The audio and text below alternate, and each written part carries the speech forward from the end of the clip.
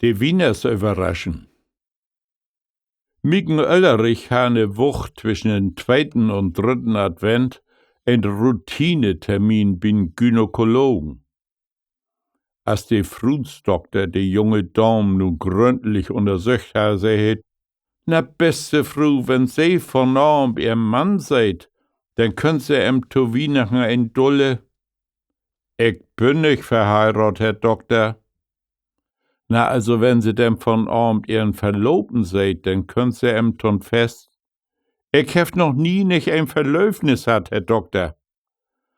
Na, oh Gott, dat geht mir auch gar nix an. Denn sechs jemand von Abend zu Ihren Freund, dat er dumme reden kann. Ich hab keinen Freund, Herr Doktor, und überhaupt, ich hab in mein Leben dat noch nicht wat mit Mann zu kriegen hat.